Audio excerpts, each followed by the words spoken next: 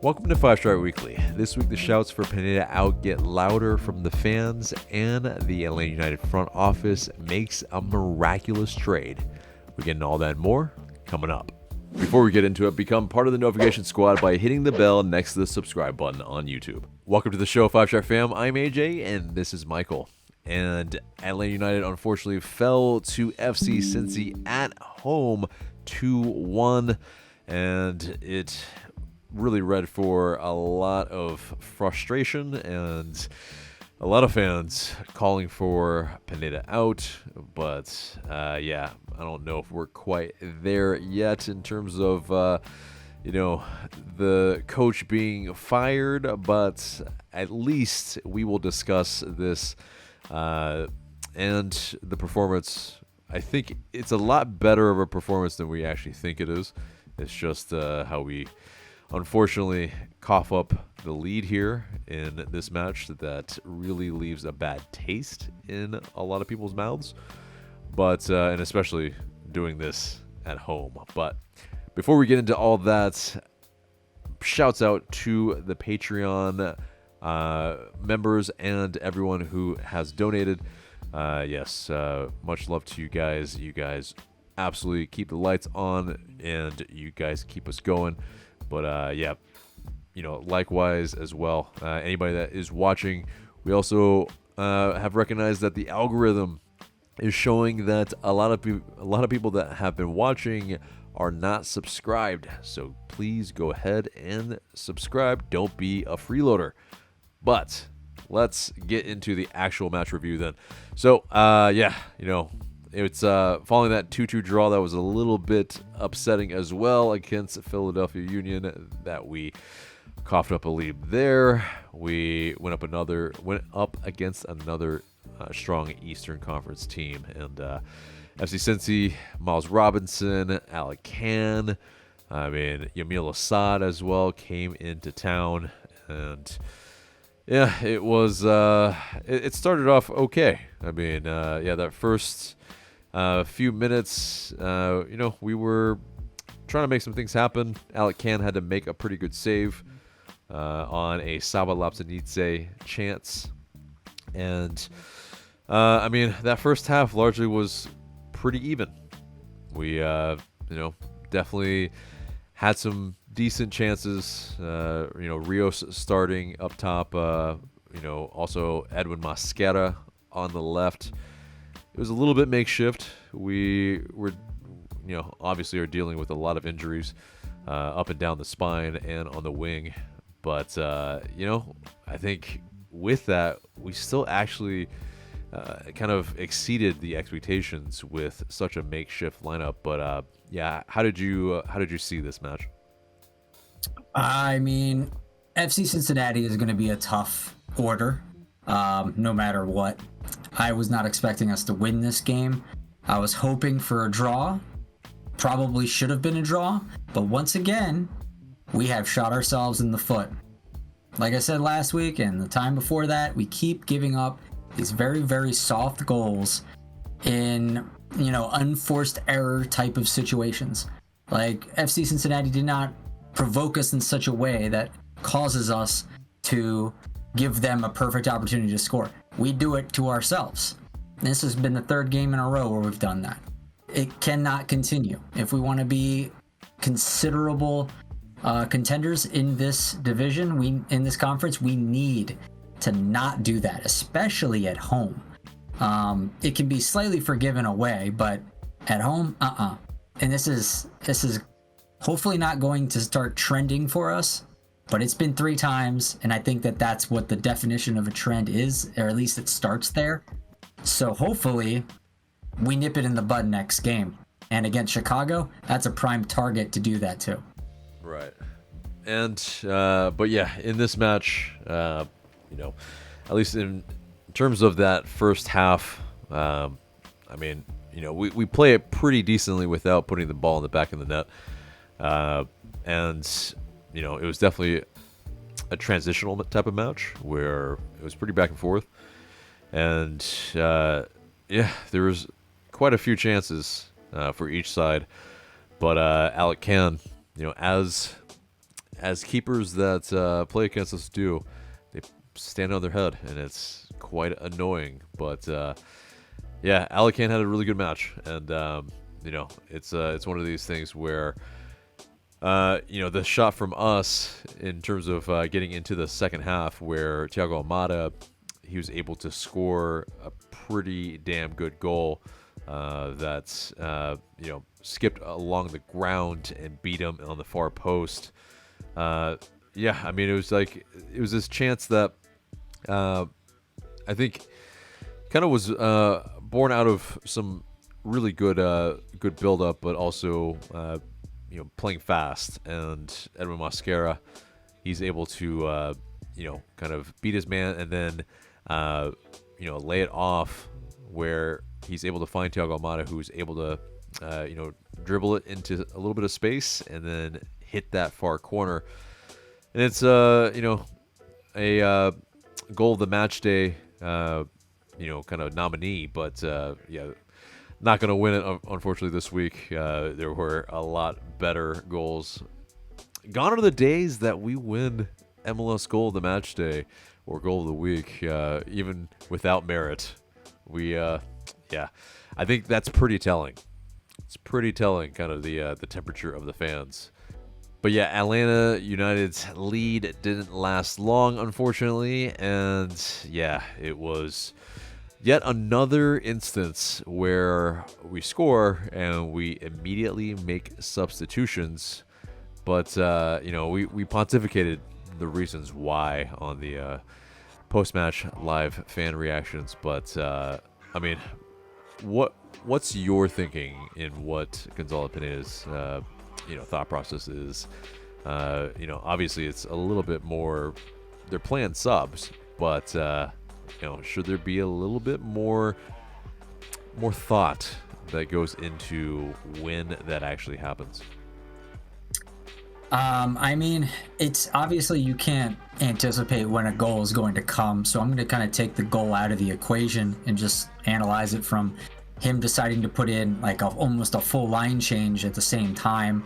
I think it's quite clear now, at least to me, that when you do full line changes with Atlanta United, you need to settle things down and make sure everyone has at least a little bit of time to get up to game speed, because we've been hit multiple times now where we have players come in and they are like, the other team hits us really hard and our guys look like they're chickens with their heads cut off. They just don't know what's going on. They aren't finding their guys. Their marks are getting open and things are kind of falling apart, at the seams. So hopefully they've noticed that trend, and maybe you space out your subs a little bit more. You don't do as many full line changes, but if you do, like, I don't know, you put in some more veteran type players, like maybe include a Dax McCarty in some of these, but you put in like some other players that maybe don't have the mental fortitude or whatever, or they aren't switched on immediately when they get on the pitch. This has shown that this has been a place where teams can hurt us. We take a long time to get settled, and I remember on the Five Takes podcast they talked about how the team gets it takes a lot of time for the team to get started in general when the game starts. And now you have, when subs come on, it's almost like a mini start of the game where you have to re-get settled. And in those time periods, we seem fairly vulnerable. So hopefully we can figure out how to better utilize subs so we're not so vulnerable. Yeah. And it's a little bit of that too, where, the starts that we have had, we are definitely a more second half type of team this season.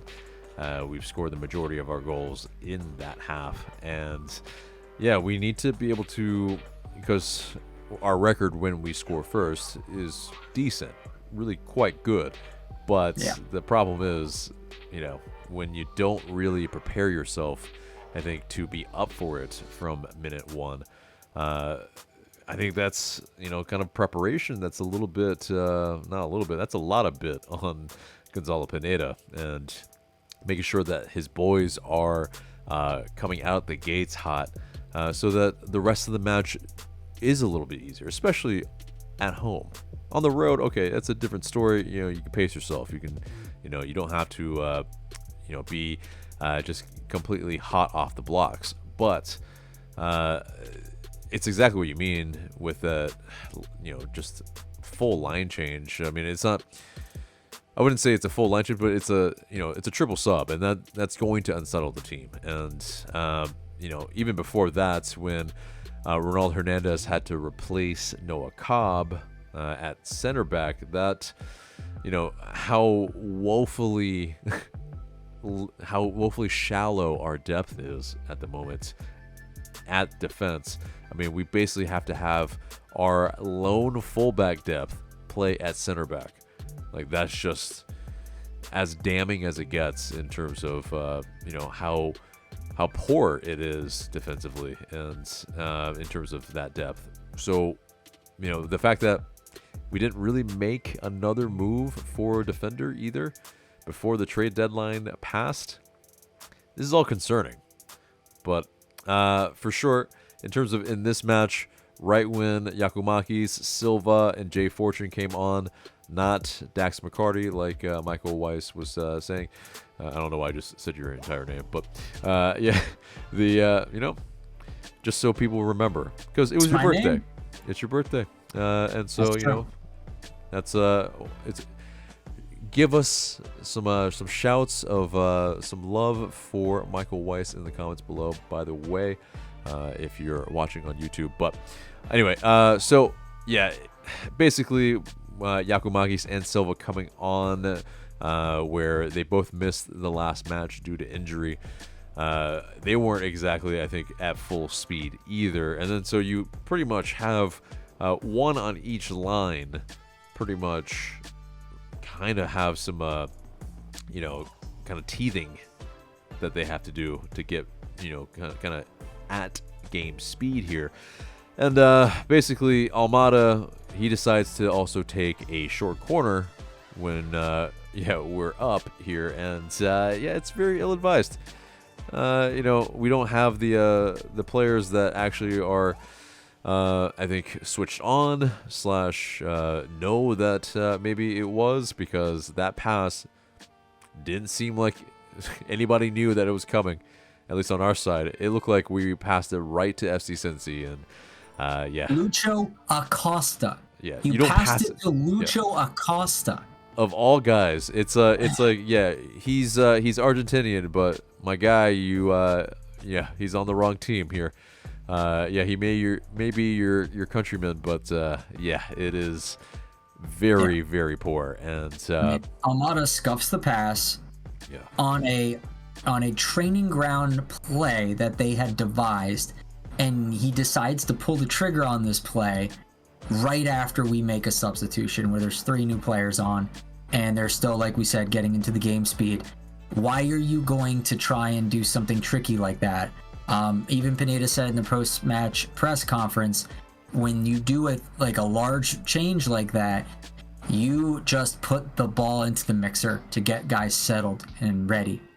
You don't do something tricky and crazy like that, because people are just not ready, especially on your side. And the other side's obviously not going to be ready too, because they're trying to scramble to find, my guy I'm covering went out, I need to find the new guy, and I don't know how he's going to behave or whatever. So, it's kind of chaos, and in that chaos you can get at least some semblance of you can calm the game down a bit when you're on the attack, because you don't have to be pressured to figure out things instantaneously. But when you put yourself in a situation like that where you scuff a pass and it lands on the feet of one of the most dangerous players in the league, and he basically has a 1-2 into completely open territory with a striker that gives him like a one-on-one with Brad Guzan, none of these players, especially the guys who came in and none of the guys that were out there, knew that this play was going to happen. They just didn't, and that's not acceptable. Pineda said this is an example of Thiago being immature, inexperienced, not knowing to settle the game instead of try something tricky, and that came and bit us. So, and for once in like a blue moon, Pineda kind of came out and called a spade for once and said Thiago made a mistake, essentially. And usually he's very protective of the of his players, but this time he was, fairly honest about what transpired, and I respect that, because sometimes you do have to call a spade, and Thiago is a big boy. He'll figure it out and move on and be perfectly fine. Right. I just hope that he learns the lesson, and maybe we don't do that next time, because, I mean, again, it's just this like confluence of errors that like should never happen. You shouldn't on a set piece be passing to one of the best 10s in the league who just is a one touch away from getting their striker a one-on-one with your goalkeeper. Like, that just shouldn't happen. And then Mascara shouldn't have a almost Atlanta United historically bad pass the game before that. Like, these things just shouldn't be happening, especially back to back. And it's not even necessarily guys on our team who are like the depth pieces who are making these gigantic blunders. These are like regulars. So it's just, I don't know, maybe they're a little bit in their head. They need to come back down to earth. Yeah. Yeah. It's our star player who passed it to the reigning league MVP, essentially. And with that as well, I mean, that goal, I feel like there was also a few naivete moments in that as well, where not only the pass to Lucho Acosta, but also Caleb Wiley, just not really, I mean, just take the yellow. Foul him at the halfway line. I mean, he's got the pace. Just take the yellow, and you stop the play right there. And after that, then you can settle, and then you can, kind of, figure out how to, kind of keep them at bay after that. But, you got to be able to get organized in transition. I mean, this FC Cincy team is just like that. That's where they can kill you, and it's a team that coming in wasn't really scoring a lot of goals. I mean, they basically were not clinical, and we basically gifted them the best chances that they could have in front of goal. And I think it's also this, though. Gonzalo Pineda calling out Almada, well, also he needs to have a little bit of that awareness for himself with those line changes that he made that affected everything, and so, yes, you go up, well then, yes, you got to tell your team to settle, to make sure that, because it's been happening. This has been, unfortunately, the trend where after we score, we get scored on very quickly, and this is not the first match that it's happened, and so, it's absolutely also on Pineda, but we'll get to further things about Pineda and his record, but unfortunately, pretty much a little bit right after that, it was the 64th minute, which they scored the equalizer, and we basically 64th minute, they score again, and it's we can't give up 2 goals at home. Like, that's just that's too many goals. It's just a level of defending that we are not capable of doing. I think that in some level, like, okay, we're a team that can score a lot of goals usually, but against a really, really good side as well, with 3 U.S. men's national team players in their defense, FC Cincy is a tall order to score 3 goals. It's just not happening. You gotta be safer than that. And this second goal is just exploiting the height and the kind of lack of awareness from Ronaldo Hernandez. So it's not really something that we can really hang our hat on too hard, because Hernandez isn't a starter. He's just a depth player, but he's played out of position too, and he's not exactly I'm not expecting him to set the world on fire when he comes on, but like this is unfortunate that he plays on side 2. I think it was the striker and Lucho Acosta. Like, you can't let that happen. Like, exactly. You can't playing on one player is bad enough. Playing on 2, you just are not paying attention. Right, and it's that. It's like it's a player who's generally not organizing the line. He's not a player that's making sure that he's, has to step forward. And I think it's also this. I'm surprised FC Cincy didn't try to exploit it even more, because they brought on another striker later on, and I mean, the size difference between those two, they should have just gave the ball to him and just told him to drive at Ronald Hernandez, because I mean, that would have been ugly, actually. So, in a way, we got spared a little bit too, but I mean, you look at the stats in this match, and I mean, it's fairly even for most. Excuse me. Excuse you. And basically, the XG. I mean, well, FC Cincy had the really strong chances, obviously because of our giveaways, or lack of being able to play people offside. I mean, our XG was 2.1, theirs was 2.5.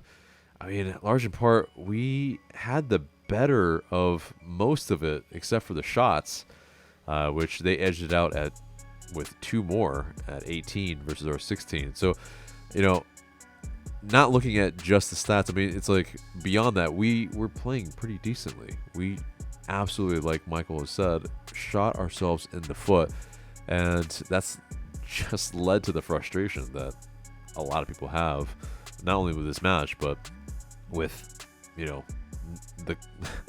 players, the coaching staff. I mean, it's just a lot. But yeah, go ahead. I will say though that the stats say one thing, the eyeball test says a little bit of something else. I thought we came out in this game, and I think we played pretty flat. Our stats say one thing, and we did give Cincy a game, obviously, but they seem to have been in control most of the time. Yeah, their clinical finishing wasn't that great. They needed help from us to get on the board, and they got it. But, in terms of the midfield battle, they were pretty solid. We struggled to maintain control a lot. We were passing, having to be intercepted, losing second ball battles, losing aerials. The tackles were not going through. Their tackles were. Obviously, they have amazing defenders on their team with Miles Robinson, and then Matt the two Miazga, others, Matt Miazga and the other guy, Hagelin, DeAndre Yedlin. I mean, it's Yedlin, just so up and down. Yeah.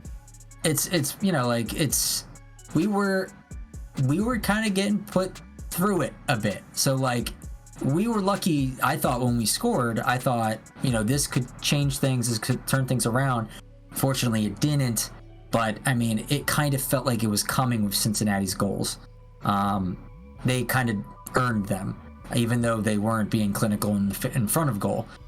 So whether if you want to look at the stats and say one thing, I still think this team looked significantly worse than we did against Philadelphia. I thought against Philadelphia we looked great, even though we ended up shooting ourselves in that game too. We bossed that game, but this game we did not. It was more probably on the Cincy side, even though you could make arguments for 50-50. Kind of an even game, but I think Cincinnati was more on the advantage. So it's just, I don't know what, I guess Cincinnati's just that much better. But I mean, I was very impressed that we came out and we showed Philadelphia a good game. And with Cincinnati, we just didn't. Yeah, I mean, I think FC Cincy is a better team than, Philadelphia.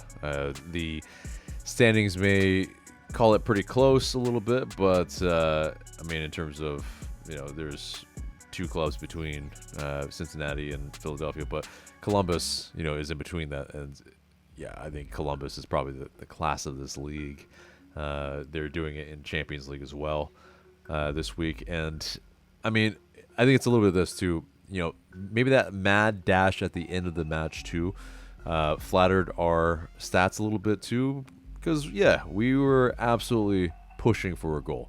We were throwing everything forward, and I mean, it was definitely an exciting end to the match, but obviously it wasn't enough. And it's just a lot of this, it was just too little too late. We're always kind of at home a little bit, kind of doing the one thing or the other. It's this dichotomy.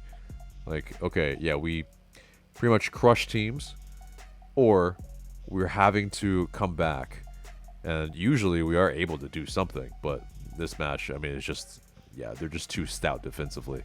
And, they had all the answers to pretty much what we were trying to do. And we didn't have Lady Luck on our side to be able to kind of sneak one into the back of the net.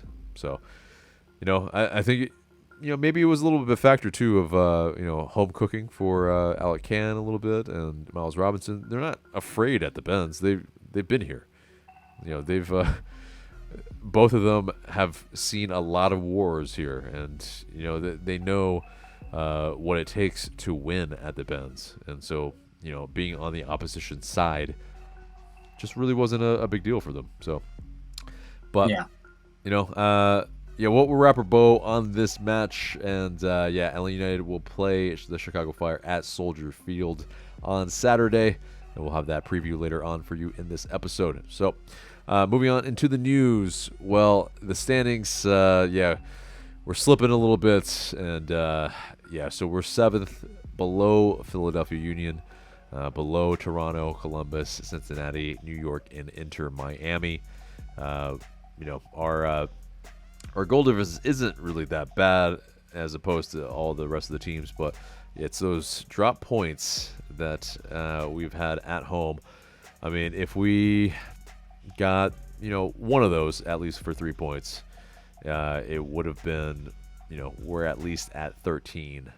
So that puts us kind of level with Philadelphia and Toronto, and if we get both, which very well could have, we'd be pretty much right up there with Cincinnati. And so it's a tough pill to swallow at the moment, what's going on, but hopefully we can do what we haven't done, which is win on the road. So it's gonna be a tall task. If you're gonna do that, like if you're gonna start doing that, Chicago is a great place to start. Right. So hopefully that is the case. But next bit of news is that Atlanta United will host the Charlotte Independents in the round of 32 in the 2024 U.S. Open Cup, and it will be played on May 7th at 7:30 at Fifth Third Bank Stadium in Kennesaw. And the Charlotte Independents, they play in USL League One, and currently they're 6 out of 12 teams with a 2-1-0 record in league play. So it's a nascent season for them right now, but another Charlotte side that we will be playing. So definitely, hopefully we can continue to own, or at least get the better of most of the matches against Charlotte. But what do you think about that draw? Okay, here's the deal. We're done losing against USL teams. No more. It's unacceptable. No more losing against USL teams from here on out. There's no reason for it. If this like Memphis 90210 kind of crap happens again, like it's unacceptable. And Pineda, like, what the heck are you doing getting out coached by a USL team? Like, that's completely unacceptable. So I'm looking forward to us putting that horrible history of choking in the Open Cup to USL teams out of the picture and moving on to a beautiful, expansive future of us never dropping points again in a tournament to a USL team. Hopefully so. I mean, Stephen Glass, obviously having coached at this level, definitely had a what's the word? Well, I mean, we'll use the phrase that he had a bone to pick, because he was let go pretty unceremoniously to a degree, but obviously as well, he wasn't exactly killing it at this level for us. So I mean, it's definitely, I completely agree. We should not drop points to USL sides in the US Open Cup, or ever, really, because, us being an MLS side, that's just embarrassing, frankly. But, so, next bit of news, Atlanta United, they announced that they acquired $200,000 in 2025 GAM from Toronto FC in exchange for Derek Etienne Jr., who obviously has been a complete black hole, unfortunately, since his 2 assists that he has had for us. But yeah, they could also acquire an additional 175,000 in GAM if some performance-based incentives are achieved. And yeah, this move was done prior to the deadline that was April 23rd at 11:59 Central Time. But Tom Bogert, he also mentioned that so it's a total of 375 GAM, and in terms of us holding a big portion of Etienne's cap hit, it's still a good bit of that this year, then less of it next year. So we basically paid Etienne to go away. But And then what do you think? We'll use the buyout on him? I mean, it's possible, but you know, we might be holding that out for maybe another player if they are underperforming. So, you know, I think, yeah, exactly. I think the, you know, we just have to hope Etienne performs for Toronto, and you know, I think this is what makes sense for them is that obviously they are going to be missing Insigne for a little bit of time, and so this is some competition for places, some depth for them. So I see that as maybe why they have taken the flyer on Derek Etienne. Otherwise, we have committed highway robbery, because how in the world did we get anything for Derek Etienne? I don't know. I have no idea. I don't know how you see what he's done in Atlanta and go, yeah, I want that. Yeah. But somehow we moved Miguel Berry. We moved Etienne. I mean, I'm astounded. And there was a market for these players, and I'm just so happy. I'm just so happy that we don't have to deal with that anymore. You know, it's on to the next whatever. Hopefully we're not gonna get like another quagmire of a player. It's been like a revolving door of like comical signings when it comes to, you know, these like kind of these high TAM players that just don't seem to pan out. So hopefully, like I was talking about the US Open Cup, we're talking about things that we're done with starting this year, and I'm done with that style of hiring. I'm hoping Garth can like lead us in a direction, and Carlos is you know, being more scrutinized now that they can make better hiring decisions, so we're not getting the Jurgen Dams of the world, you know, the Derek Etienne Juniors, like people like this. We need performers, we need killers, we need tried and true, you know, proven commodities, because we're trying to win.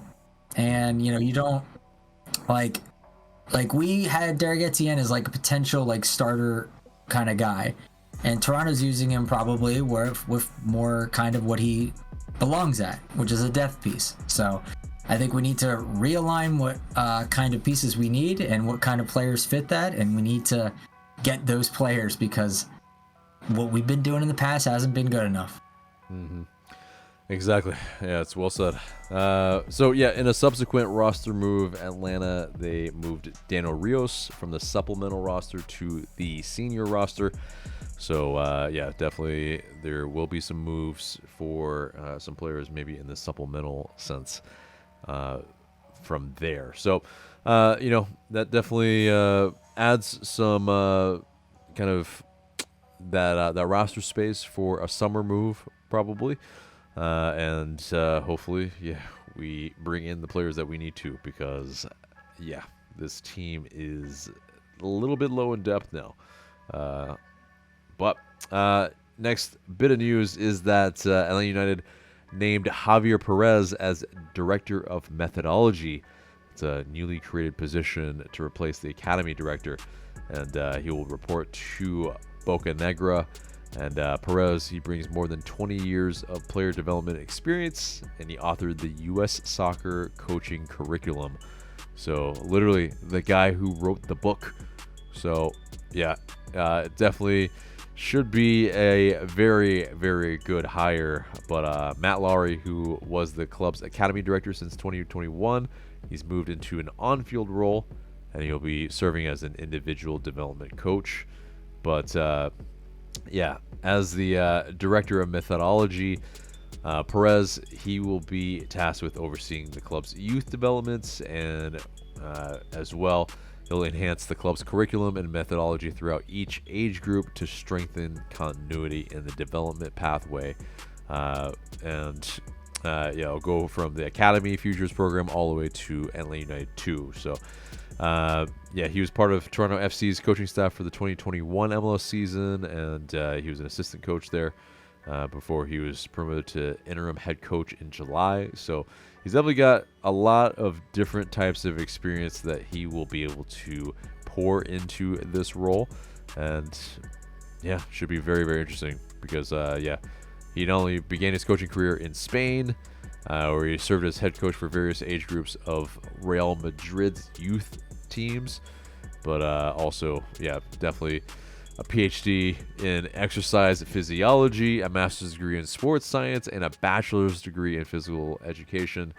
And then, just the qualifications go on and on. He is more than qualified. But UEFA Pro license from the Spanish Federation, a UEFA A license from the English FA, speaks 5 languages: Spanish, French, English, German, Italian. Frankly, he's more qualified than Carlos Bocanegra for his role. But definitely a guy who should do some bits for us, right? It definitely sounds like it. That guy has a dizzying resume. So, and I think he was also part of like the NYCFC coaching staff in their run in 2021. Was it? Or 20? Yeah, assistant coach from 2016 to 2020. So he got 2020, right, for the cup. Yeah. So not quite for the cup that year, but definitely. Because 2020 was the Columbus Crew. Okay. Yeah. But right. Yeah. But either way, this dude is more than qualified and should help us tremendously from a player development standpoint. And hopefully we can churn out some more homegrowns through his tutelage. But next bit of news, Doug Roberson, he pointed out some stats on Twitter, and he said and posted that some context to Atlanta United's recent troubles in MLS. Before Pineda, the team was 62, 10, and 13 when scoring first. Now it's 90, 15, and 25. Under Pineda, 28, 5, and 12. Before Pineda, team was 39, 4, and 6 when scoring first at home. Now it's 61, 6, and 11 under Pineda, and it's 22, 2, and 5. Now it's a lot of numbers that I've just thrown at you, but the crux of it is that we've gotten slightly worse in every department, unfortunately. Although still getting a lot of wins, but that's at home. But away wise, we were 23, 6, and 7 when scoring first away. Now we're 29, 9, and 14. So definitely a lot of losses there. Because, the last number are the losses. And, as well as when conceding first, we are 4, 37, and 13 before Pineda. And under Pineda, we are 5, 23, and 10. So, it's pretty bad when you realize that Pineda's only been here for 3 years, and the other coaches, like that's way different. Like it's there were way more years and way more coaches than Pineda, and so essentially it's not great for comparison. It's also this. His overall record is 35 wins, 27 draws, 36 losses, for a win percentage of 36%. And by comparison, Frank de Boer, he had a winning percentage of 56%. Highest among Atlanta United coaches that have ever coached us. So, it's it reads for some kind of depressing analysis in that, but what are your takeaways from the barrage of numbers that I just threw at you? Yeah, it makes sense. Like, as if you've been a fan of Atlanta United since Pineda's taken over, like, you can kind of feel like, yeah, this has been, I think, like, if you look at some of the other coaches and the other teams and, seeing what their win percentages, I would probably put it around between the 30 and 40 on average percentage. So I think he's probably bang on average when it comes to that. But the thing is, we're not an average team. We don't want to be. We don't aspire to be. At least with, Frank DeBoer talking in the 50s, like, I think that's perennially top table type team performance. And so, and we see 2019, we got pretty far. We should have probably been in the cup. Pineda's stats are not good, and it reflects teams and situations and things that happened during his time here that were not good. We have a significantly better team now, and hopefully we aren't getting the type of injury bug that we had like 2 years ago or what have you. And so hopefully, he can. It's so difficult because it's always like, when are we going to see Pineda and Atlanta United firing on all cylinders 100%? And the fact of the matter is, it seems like you're rarely going to get to see that. And it seems to me, Pineda, in order to get to like that 50% mark, he's going to need that to be at 100% at all times. And it just doesn't seem that that's going to be the case. So either the personnel is not good or he's not good enough coach. It might be a bit of both. Right. And it's a bit of this too, where it seems like from the lack of health that our players have. I mean, we mentioned this in the live post-match fan reactions as well, that, okay, we need to start auditing as well what our, training staff, our medical team are doing to get our players back, but also the training methods and possibly every single factor that could be leading to any of the injuries. I think we mentioned that Miles Robinson, maybe he has a point, but it's a bit of this too, where, Pineda, he does need to also be able to coach these players that, if they're not the starters, because everyone knows, like, okay, when we have our starters, yes, we're good. We can beat, on our day, any team in the league. But the issue is, so if we are short, well, it's pretty much a foregone conclusion almost. And that's the difference, is that we need to be able to make these players that are from 12 to 18 or 12 to 23 better than when they first came in. And how many of those players can we actually say that? There's not. I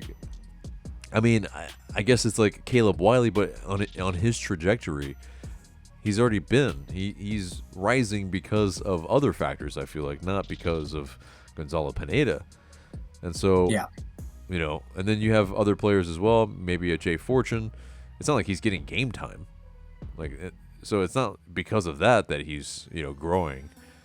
Like, I feel like it's a whole bunch of other things that, the players that are already improving. But how about those, those 22, 23, 24-year-olds that come in? Are they improving?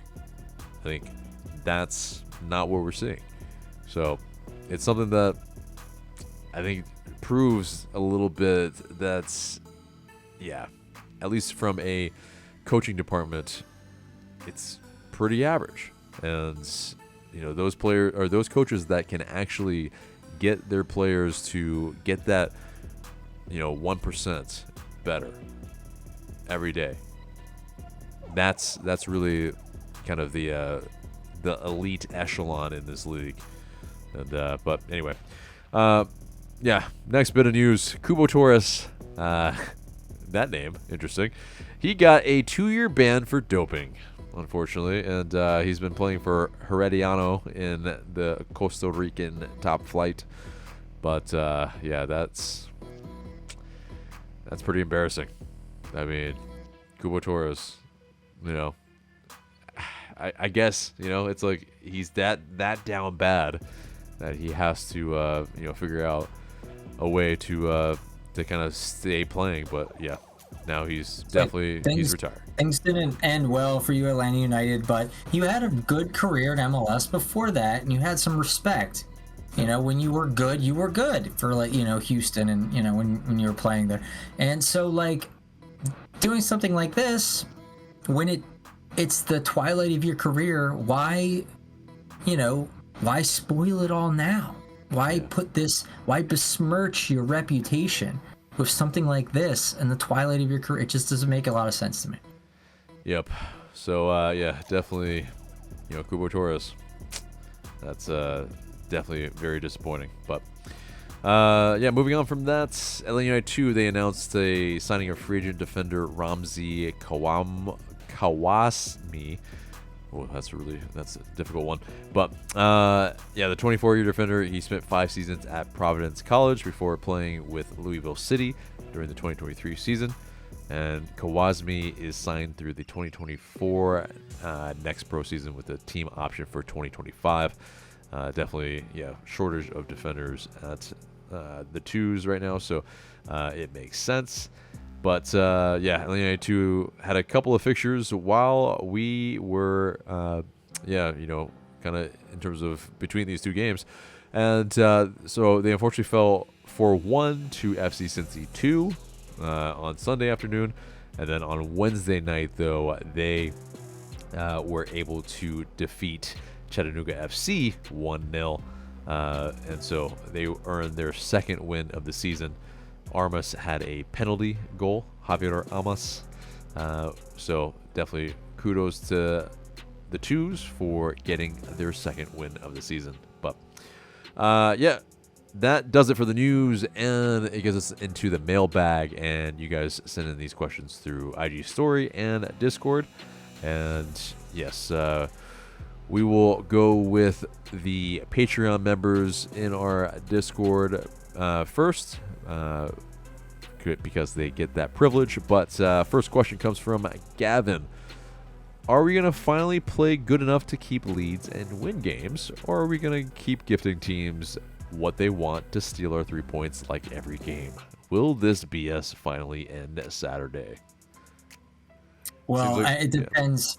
Depends on the team we play, because it's going to be a team that can capitalize on gifts that we give them. So far, the teams that we've done that to, I mean, like, outside of it being a penalty, like against New York City, because they weren't going to be able to hit, the broadside of a barn, but like Philadelphia and Cincinnati, those teams, you give them an inch and they'll take a mile. Chicago, I think, is going to be more in the New York City boat, in which they're going to need all the help they can get to try and get a result against us. So, if we don't feed them an easy goal, I think we can probably beat them. And I think we'll have more players back this time, more of our veteran leadership type players, people who hold the team together when things start to fall apart. And hopefully we can hold a lead as well if we take it, which I think we probably will against Chicago. Yeah. So, hopefully that is the case. I mean, it's been definitely a very frustrating few weeks. So, if it's exactly what Michael said, but also, at home, we got to take care of business. That's just straight up, like, to the point. That's what needs to happen. But on the road, it's a little bit more of a roll of the die, unfortunately. But next question comes from Indomitable17. Are we okay with defensive players we have right now, or should we reinforce during the summer under the new roster rules? I think we touched on this a little bit, but which players or which positions do you feel like we need to reinforce? It's a good question. There's a little uncertainty for me revolving the back line. I mean, just taking the injury picture out of it. I mean, Stian, I think, is a lock when he gets back. I think he's going to be a great player for us for a good amount of time. Like, Noah Cobb has ascended. Seeing him play is really impressive. Obviously, he has these migraines that can take him out of a game at random times, which hopefully, if anyone knows migraines, it can be a real, crapshoot about predicting when they'll happen. So, who knows what that'll be like going forward. Hopefully it won't be so bad for him. And then you have like a question mark like Abram, who seemed to have lost his position to Williams for a while. He comes in these last couple games because Williams was injured again. Well, not again, but another injury for us. So he came in and he's been looking okay, not bad. And so now I'm like, we have a lot of like okay defenders, but then and then Williams is good when he was playing, and I actually quite prefer him over Abram. So then it makes me think, what are we going to do with Abram? I'm not sure he's the guy for us. So perhaps that could be an avenue in the future, because I just haven't seen enough from him that makes me really happy about him. And when you have a guy like Williams come in who can just supplant you like that, it's like, what is going on here? So that could be an avenue we look at in the future. I don't know if it's a near future type thing. I don't remember what Abram's contract looks like, so I can't tell you if like it makes sense to start now. But I mean, and also things can change. Like I said, there's a lot of like flux going on with the defenders right now. Like guys who are not supposed to do that good are doing good, and guys who are supposed to do good are doing bad or getting injured, and it's just, you're like, wow, what is going on here? Right. And I think I agree with pretty much most of what you said. It's our fullback depth, though. We absolutely need to bring somebody in that can defend. That's the like Ronaldo Hernandez, not really a defender. Brooks Lennon, getting better, but also defensively, there are some moments where, that's kind of why we concede as many goals as we do. Is each of them still, they have their deficiencies a little bit, and so it is a bit of that. Caleb Wiley still learning his trade. We need somebody that can shut down at least the winger, and it's gonna be difficult, I think, until we do, to really have full confidence in this defensive core to just shut teams out every single match. And I think until we can do that, that leads us to our next question, which comes from JWin20. He says, where do you rate us in your latest power rankings? Is this team capable of winning trophies this year? And that's where, for me, I'll answer it first because I'm trying to segue it. Basically, without us being stout defensively, I don't see us winning too much, because essentially where we are in the power rankings, I feel like we're smack dab mediocre in the middle. Like we're probably 15th, 16th, at least in the league right now. Like we're a little bit of fool's gold like we were last season. Like we are very dangerous in attack, but can you trust us to keep teams out? I can't. I can't see it at the moment. And so, if that's not happening, we have to outscore teams. And yes, it's kind of Darren Eales, his ethos coming in, that was kind of we'll win games 4-3, we'll win games 3-2, but will it win you championships? That's just hard to see. But what do you see? I think it's if you have to look at it in terms of the kind of Atlanta United team you're grading in terms of a power ranking. I think when we are the kind of team we are now, you don't have a starting striker, you are missing your two central center backs, like these types of injuries make a team that I think 7th place is like probably fairly accurate.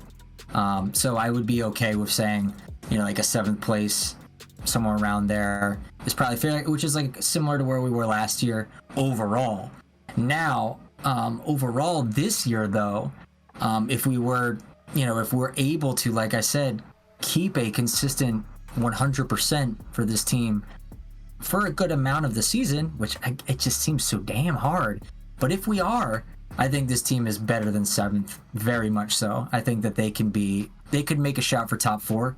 And I expect them to do that. If we can see like Yorgos consistently playing for basically the rest of the season, because he's going to be out internationally speaking, so he's going to really have to make a lot of the games he has. And you know, if we don't get a lot of other injuries and Steen comes back, I mean, I think we can get there, because I mean, we talk about wanting to be more solid on defense. Well, that's what Steen was brought in for. That's what Schließ was brought in for. Schließ is still there, and I still think our goal differential talks and speaks to the fact that we are a better defensive team this year. Granted, yeah, we are doing bizarre things that make us hemorrhage goals occasionally, but outside of that, when you have Schließ closing things down, you know, Brad doesn't have to do these, you know, more acrobatic saves, which he can't do at all. So we aren't having to take, you know, goals from another team that are like, you know, because no one closed that guy down at the top of the box because Schließ is there and Tristan is there. So I think with those guys, and when we get, you know, and Steen is back more normally, like, we will be better defensively. We'll have a lot less goals conceded this year than last year. And I'm hoping that we'll have the same firepower as last year. It's just, again, can we keep this team consistently healthy long enough to string some results together and to get a high goal differential? It's hard. It just seems like this team sometimes just a plague goes through them, a contagious injury bug. And it's just like once one falls, then another. And it's just every week, every game, I'm worried another guy's going to go down. It's so anxiety inducing. Mm-hmm. Yeah, it's a great point. Next question comes from Crisco .25 with an apropos question here. Do we need replacements for the players who will leave for their international competitions? And yeah, I mean, that's the difficulty is kind of what you're mentioning, is that a lot of our star players will be either gone for the Olympics, Euros, other competitions, and yeah, it really makes it where the summer, I have no idea some of the positions who will be playing. It will be pretty much where, like, we don't have anybody to spell them either. We basically can't even sub them off because we're so, like, low in depth in those positions. So, yeah, absolutely, we will need replacements. But oddly enough, if healthy, at striker, we are the deepest that we, have been in a while, at least in terms of trust in those players. But, obviously still, it's if most of the teams are playing with that many players out like we are, yeah, I'll feel a little bit more comfortable maybe with Jamal Tiare up top. But, he's not replacing the production that Giakoumakis brings. But your thoughts on that? Yeah, this is a question I keep getting. Like, should Atlanta United look at hiring guys or signing guys that, are very good, like equally as good as some of the guys, like, as Jean De Silva or like Saba if he doesn't go to Georgia. I'm sure that that's part of the calculus. I'm sure that they're not stupid, that, the front office says, okay, let's wait the possibility of this guy being like someone we can sell on. And then obviously if they're someone we're looking to sell on, they're likely going to be playing for their national team. They're likely going to be kind of a fledgling superstar like Thiago Almada. So, when it comes to that, and this is also, putting our eggs in the international basket hasn't always been bad for us. 2018, we had a lot of players who went away on international duty and we still won the cup. 2019, we won the Open Cup. Like, we still found ways to do it. It's not that, it's not that, like, because we didn't have a lot of international players that we were able to go far in those competitions. No, I think that we can figure it out even if we have international players. However, like I said, I still think it's probably part of the calculation that they use to be like, let's compare this about, is this someone who we're going to make a lot of money on in terms of sell on?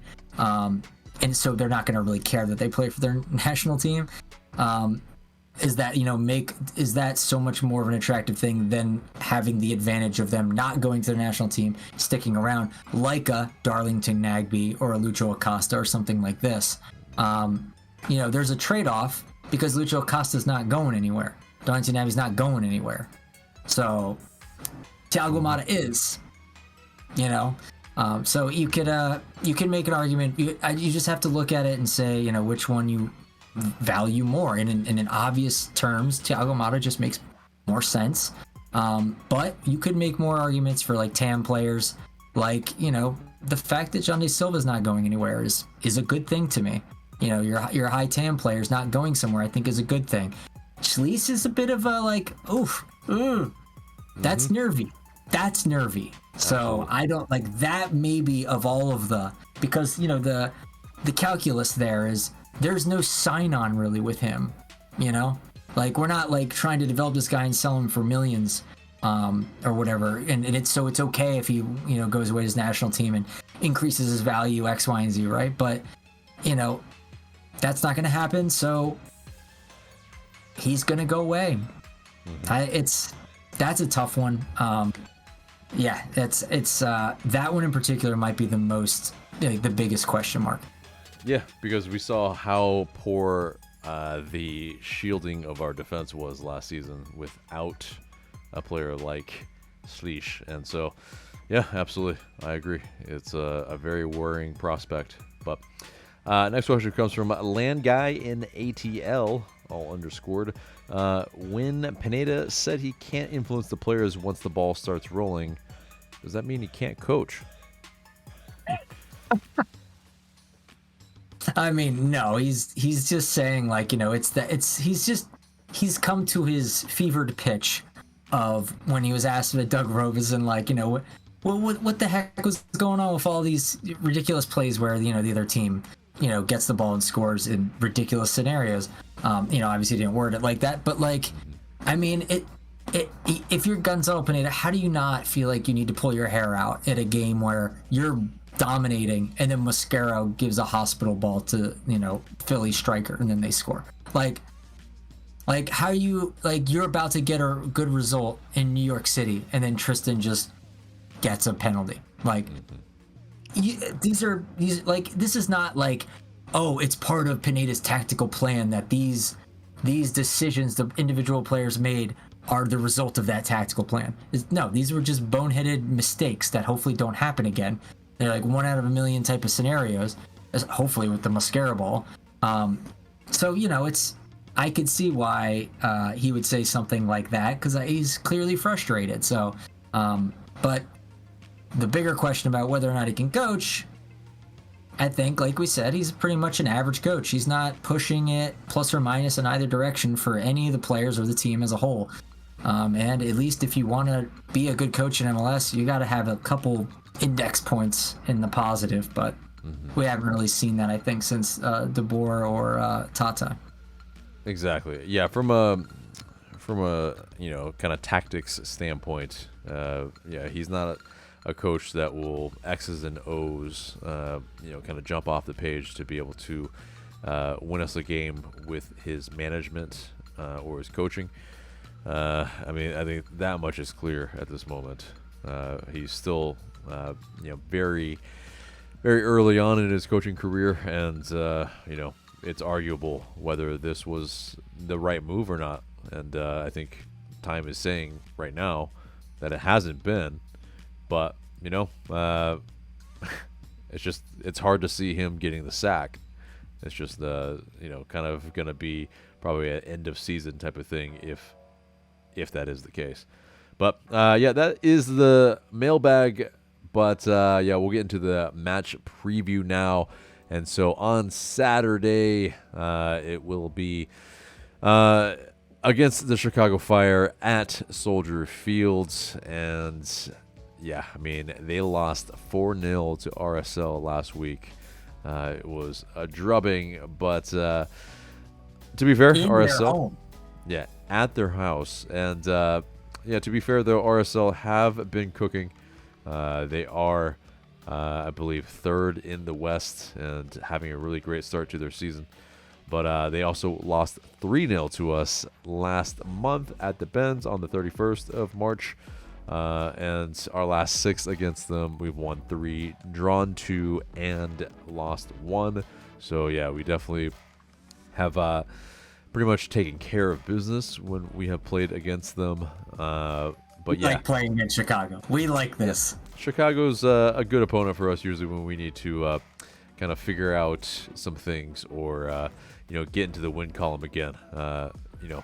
It's been happening since the 2017 year because our first win was against the Chicago Fire. So in terms of the players to look out for them, Kellen Acosta has definitely been a player for them that who will kind of really boss their midfield, and we'll definitely need to make sure that we keep him in check. Hugo Kuipers, of course, Andrew Gutman, has re-signed with his boyhood team, and Tobias Salquist. But I think a lot of Chicago Fire fans also would hope that in terms of key departures, that Xherdan Shaqiri is no longer a Fire, but that is not the case because they just want him gone. But I mean, it's one of these things where I hope he plays because it's pretty much kind of a black hole for them when he is playing.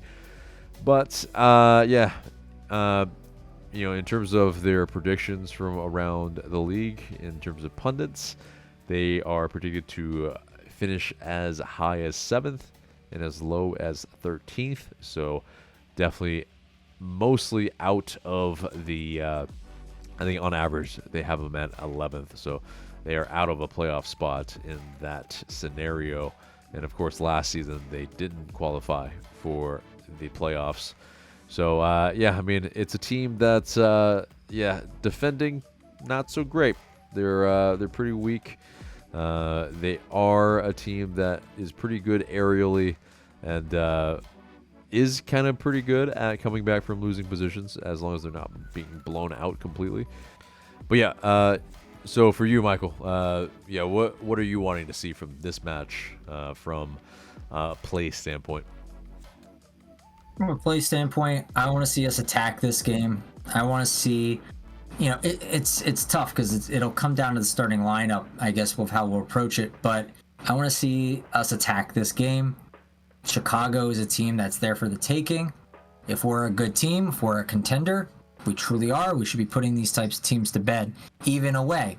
So, and we need these wins away against weak teams because that's where we're going to find them. We're not going to find wins away against strong teams. It's just not going to happen. So it's not what you should expect either. So this is what you should expect. And if we don't win here, I hear a lot of people talking about firing Pineda from if they don't get a win against Chicago on this weekend. That'll be interesting to see if that transpires. I don't think that'll be the case. We should beat them. And I think we should do it pretty dominantly. Again, I think we should attack them. We should suffocate them. We should show them that we're the better team all around the pitch. And again, like I said, it'll come down to our starting lineup. I think it'll depend if we have our 100% lineup out, our ideal 11, I think we're going to win by a lot. If we don't, I think we're still going to win, but not by a lot. Okay, well, before we get into the predictions, Luis Abram and Jay Fortune spoke to the media, and they were talking about how to manage those moments in the game. And, Abram, he mentioned that, we have to manage the situation that we are in and be more intelligent. I don't think it's just on the defenders. As a team, we work together. We are 11 players. It's absolutely a team effort for sure. So I agree with him. Jay Fortune, he said, one of the biggest issues that we've had the past few games is a lot of the chances we give up are ones we do to ourselves. That has been our focus today after the film session today, just putting ourselves in positions to try and reduce chances the other team gets. So Yeah, it absolutely is. Hopefully, a big focus for them is to have composure, manage the game, and be a team that is defensively hard to play through.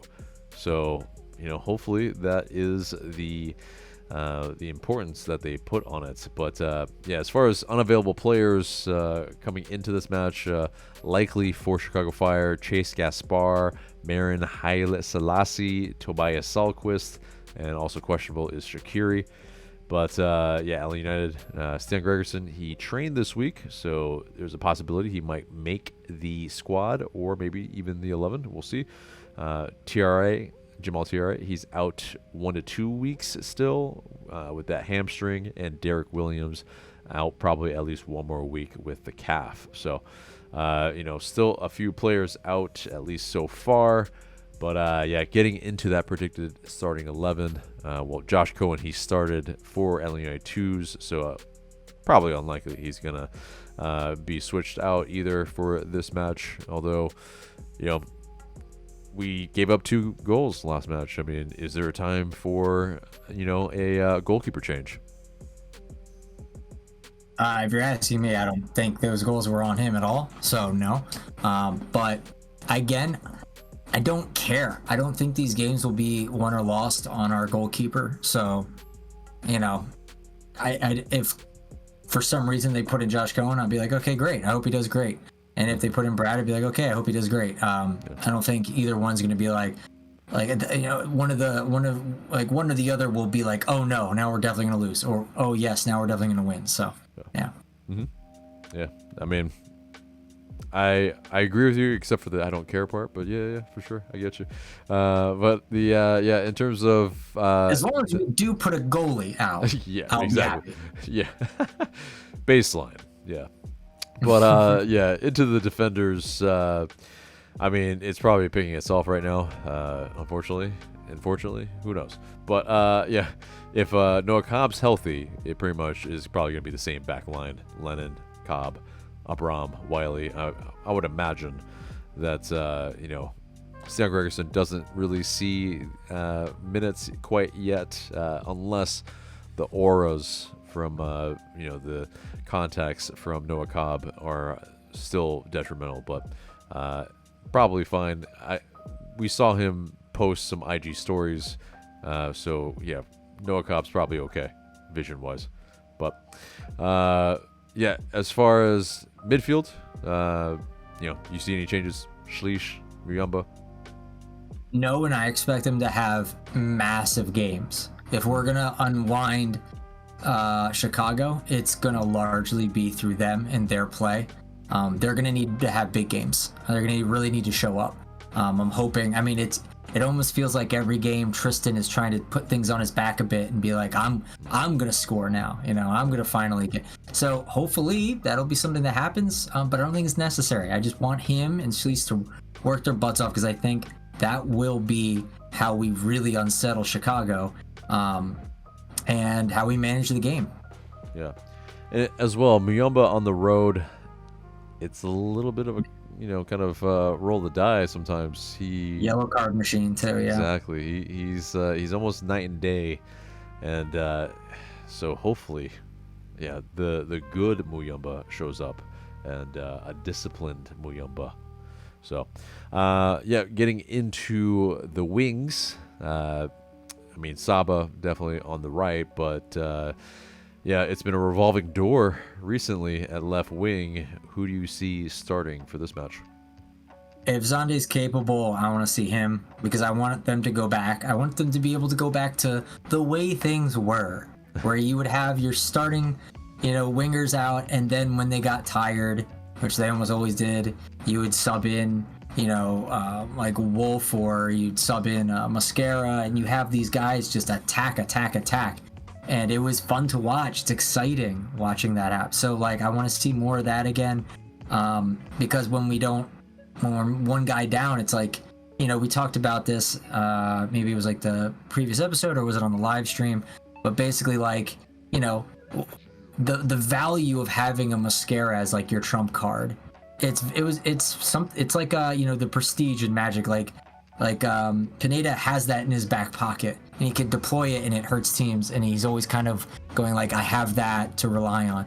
But when you don't have that, he looks at his bench. He's like, "Well, there's not. If we haven't scored yet, we ain't scoring now." So, like, I want to go back to, we still have trump cards on the bench that we can use. That makes me far more confident and comfortable. If we don't have that, it's a little desperate. It did. Yeah, likewise, I hope Silva does get the start there. Thiago Almada, probably in the 10 position here, no doubt. But in terms of up top, that's probably the question.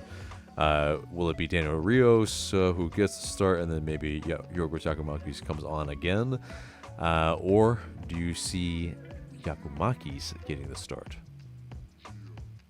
Yeah, I'm going to have to defer to you for this to kind of troll your memory for a second for, does Pineda, when people come back from injuries, does he decide to put them in immediately? Yeah, and then take them off?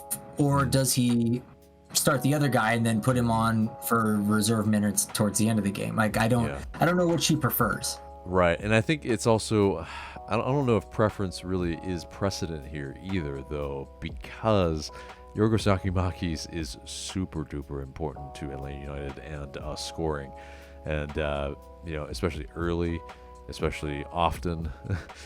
This, I think we saw the maybe ineffectiveness a little bit coming of him coming from the bench last match. Yeah. It wasn't really necessarily a game changer.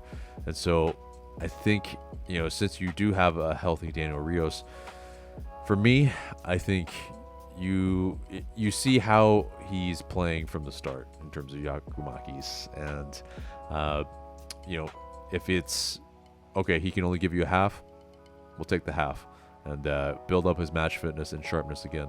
And Daniel Rios will play the second half. So I think it's more in that vein, and so we can kind of have that that spiritual leader that Yakumakis is, the energy leader, the vibes leader that we absolutely need from kickoff. So I think Yakumakis for me is that. Yeah, I agree, because I think it's more worth trying to get that early goal to establish game state.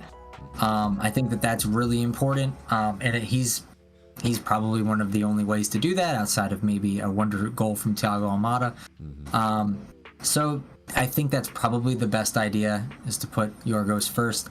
But let me remind you also, the fact that we've been giving up leads and dropping points late in games because we don't have those leaders on the pitch anymore. You take Yorgos off, we might drop points again. So if you can survive either 0-0 or 1-1 or 2-2, and then then you can bring Yorgos on, and perhaps. But we've seen, even when that does happen, we can still drop points. So maybe there is no safeguard. Yeah, and I don't think there really much is when, this is more kind of coincidental a little bit, but Yakumakis was subbed on, and then we gave up the 2 goals, but I don't think it really had much to do with Yakumakis. It was more a little bit of a coincidence. So, but it's it's definitely gonna be, if how we have it, a very strong lineup, and the only player missing really that you would expect would be Stian Gregerson. So, that gets us into the score prediction. And so, what do you got? I think so. If Yorgos plays at least like 60 minutes or something, I think we win 2-0. If he doesn't, I think we'll win 1-0. You are much more optimistic than I right now. Unfortunately, I think it's a 2-2 draw. I think we are just not with it defensively at the moment, especially on the road. It's just hard to see wins, even if it is Chicago. So, unfortunately, we drop some points here, and it is only 1 point shared for both teams. But let us know in the comments below what you guys think. Go ahead. Do you think we gift a goal again? Unfortunately, yes. It is. Oh, Yeah, that's damning. That's like you Michael, know the it's writing is been on the damning. wall. It's been damning. You know, the coaching. I don't know if you know, there has been moments where you see that that massive change from match to match, especially when it's trending like this. It's hard to see. So, but yeah, that pretty much does it for the entire episode, except for the question of the day. And the question of the day is, how long of a leash are you giving Gonzalo Pineda? Let us know in the comments below. Looking forward to what you have to say. But guys, that is the episode there and there. Remember to like, share, comment, subscribe. That's been Michael. I've been AJ. Thank you so much for watching. And we will see you in the next video.